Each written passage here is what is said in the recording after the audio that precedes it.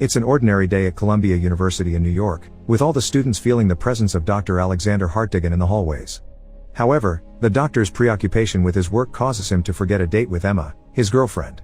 Hartigan is a dreamer, and although it is his first year as an associate professor at the university, he wants the best for his students, not to be pawns in society, following the same patterns and wearing the same top hats as everyone else. Back home, he gets ready in his lab for his appointment with his colleague David Philby, who urges Hartigan to be a little more conservative and not obsess over his inventions and scientific fantasies. Just before arriving for their appointment, Hartigan is distracted by a malfunctioning automobile prototype, whose owner offers him a ride, but he prefers going on with his date, not without some hesitation. Now at Emma's side, Hartigan trembles with nervousness at wanting to express his desire for engagement, but manages to move forward and offers Emma a ring, which she happily accepts. However, their evening is quickly interrupted by a mugger that appears out of the forest, demanding all their valuables. Emma tries to keep her ring, but the robber asks for it. After a brief struggle, the most tragic outcome occurs, as Emma is shot at point-blank range, dying at the hands of her fiancé. 4 years later, Alexander Hartigan is more obsessed with science than ever, which worries the housekeeper, Mrs. Watchett, and Philby, who asks him to come out of his stupor and move on with his life. The doctor's depression drives Philby away, only to later reveal his greatest invention, a time machine, which he will use to get his beloved back. The machine ends up working perfectly, going back to the night he lost Emma. Hartigan is thrilled to find her alive in front of him again but remembers the first night's events, so instead of going through the forest, he decides to go to the city immediately. On his walk, Hartigan completely ignores the prototype car that passes around him again, as he only has eyes for Emma. She senses something odd about him, but he only tells her to go home and stay there. He professes a few last loving words to her, sparing her death that night and leaving the rest to his past self. Just before leaving, Hartigan heads off to buy Emma the flowers he promised but could never give, but as he enters the florist, a car accident occurs, running Emma over. The dejected doctor, far from being sad, is confused, knowing that fate does not want him to be with Emma, so he plans another trip in the time machine to find out how to solve his dilemma, this time to New York in 2030, where humans have even been able to colonize and settle on the moon. Hartigan goes to the public library, where he meets Vox, a holographic assistant who claims to have all the knowledge in the world. Amazed by this, Hartigan asks him for access to information about time travel, but this is taken as science fiction. Even himself is listed among the names of people connected with time travel, primarily novelists. Frustrated, the doctor decides to travel further into the future, to the year 2037, where a catastrophe has struck the world, leaving it in ashes. Rescuers try to help the confused man, who asks them what happened. Apparently, the moon broke apart after the moon colony's demolitions, having massive repercussions on Earth. The doctor flees back to the time machine out of panic, hurting and bumping himself along the way, accidentally charting a course into the distant future, where ages pass and the world changes radically. His journey ends in the year 802.701, where he is rescued by a group of indigenous people who heal, clean, and feed him. Upon regaining consciousness, he dresses and has his first encounter with one of his rescuers, an Aboriginal boy. Hartigan discovers that they live in a community of huts clinging to the mountain's edges, and the whole tribe is surprised by his appearance. One of them, a girl, manages to communicate with him, claiming to know the stone language. According to her, everyone learns it during childhood, but they tend to forget it over time. The village chief thinks they should get rid of the stranger by throwing him out of the river, but the girl thinks otherwise. Hartigan explains that he comes from the past, something the girl can't quite understand. She introduces herself as Mara and convinces the others that the stranger is a wandering idiot, and that he hit his head on his journey, so he manages to get out of the situation in an airy way. Hartigan explains the customs of his past world at night, something Mara's brother, Kalen, finds fascinating. They let them stay with them as they sleep, and Mara tells him that their parents left the place, with Hartigan fascinated by how much the world has changed to that point in history. Looking up at the sky, he notices the moon destroyed, with a small belt of space fragments around it.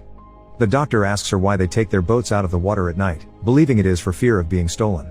Mara doesn't know that word, and offers to go looking for flowers the next day. In the forest, an evil presence advances, concluding in a skull monument, but it ends up being Hartigan's nightmare, causing him to wake up. Kalen had a nightmare too, but his sister comforts him. When Hartigan explains the dream to Mara, she understands it in detail, as she says that everyone there has experienced the same nightmare before. He asks about the word Morlock, but Mara claims it is just a children's story. The next day, Hartigan witnesses the changes to the society of the past, with the tribe keeping remnants of the cities as memorabilia. Mara asks him why he decided to travel back in time, and he explains that it was to understand why the past cannot be changed. She doesn't understand these reasons, wondering why anyone would want to do this, but soon understands it is to get someone back.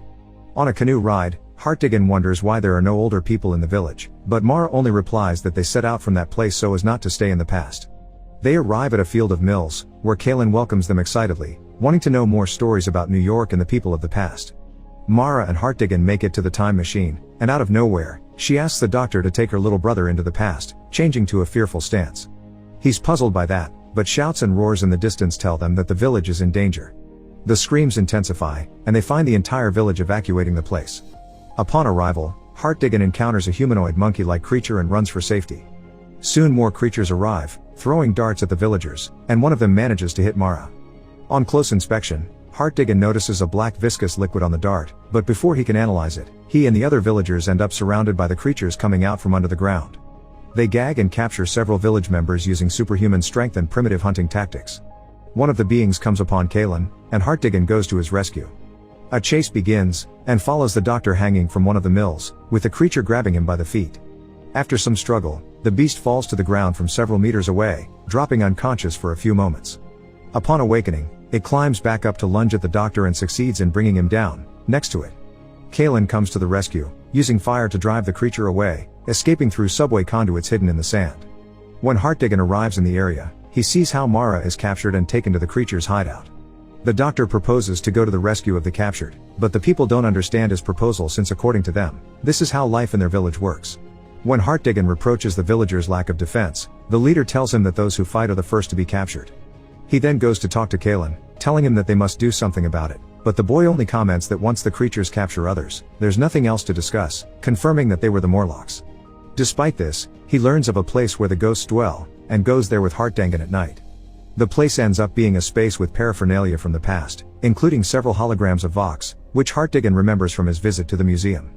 Although Vox's software no longer updates automatically, his collected information tells him that there are now two dominant species on Earth, one living on the surface and the other living in the depths. Vox has generated a pessimistic consciousness over the years, and talks about how overwhelming it is to have all the knowledge of the world available, but not be able to do anything about it.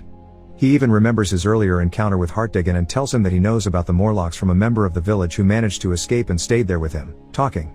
The doctor asks the hologram for the truth, but the hologram warns him about how crude the truth can be. Vox tells him that his former friend came from the east of the forest and that he could find answers there. As he goes, he encounters the same skull monument from his nightmares. Hartigan says he will go alone to rescue Mara, and Kaylin tells him that the Morlocks also took his watch with them, something the doctor doesn't understand. He goes down a cliff, until finding the entrance to a cave. Inside, he finds complex mechanisms, unbefitting a tribe like the people on the surface. He follows a pair of them through a system of tunnels, and sees how the beings have their own metallurgical society underground. Hartigan ends up in a butcher's room, where there are various torture tools and a pile of clothes, with Mara's necklace on it. After accidentally pulling a lever, he falls into a water well with human remains, and is found by the Morlocks, who take him prisoner and lock him in a basement. The basement turns out to be more spacious than expected, and after descending some stairs, Mara is found in a cage with a figure on a throne in front of them. The figure is the Uber Morlock, the leader of the tribe, and he explains that since the moon's destruction, the human race was divided into two sections, those above and those below. The Morlocks reproduced in castes, some being the brain and others the muscle, easy to manipulate telepathically. They capture humans on the surface to use as food, and only a few, the most optimal, are spared to serve as receptacles for new Morlocks. He also explains that he is using his telepathic powers at that moment just to keep the Morlocks at bay, for without it, they would deplete the food reserves in a matter of months. The Uber Morlock reviews Hartigan's memories and calls him a hypocrite for criticizing their lifestyle, when his time traveling is equally unnatural. Hartigan sees at the back of the room his old watch box, and is transported to his old laboratory with the blueprints for the time machine. He finds Emma with their dreamy children, the life he never had. The Uber Morlock tells him the reason why he can't change the past, and it's because Emma's death caused him to create the time machine, so he would use it to rescue her. With Emma alive, there would be no machine, creating a time paradox. The creature reveals the time machine to Hartigan, offering it to him. The doctor asks for his watch as well, and the Uber Morlock hands it over, but just at that, Hartigan pulls him towards, starting a struggle. He activates the time machine in the middle of the fight, but it is no match for the leader's physical superiority. Hartigan destroys a valve, distracting the Uber Morlock and causing him to hang by the man's neck outside the machine's range. Time passes outside the machine, with the leader rapidly aging to dust. Once safe, Hartigan sees how the machine's year now reads over 635 millions, with the world now destroyed and ruled by the Morlocks, so he makes a final decision. He travels back to the year 800,000 to rescue Mara, using his own watch to jam the time travel process, managing to escape. He and Mara confront the remaining Morlocks, and try to get out of the tunnels. The machine launches a time wave, aging the creatures and turning them to dust, with the pair escaping just in time. Mara regrets that Hartigan has lost his machine, but he no longer cares, as he has put his past behind him. Time passes, and the tribe now entertains themselves by listening to past tales from Vox, enjoying their newfound peace. Hartigan tells Mara and Kalen about what his old lab was like, and about Philby and Mrs. Watchett, who in a parallel memory, are glad that their friend is finally in a happier place. Philby tells Mrs. Watchett about how he and his wife are going to need a new housekeeper, offering the job to her. She accepts it, at least until Mr. Hartigan returns. Philby leaves the house, throwing off his top hat, honoring his friend. Make sure to subscribe and turn on notifications so you can watch more videos like this. Thanks for watching.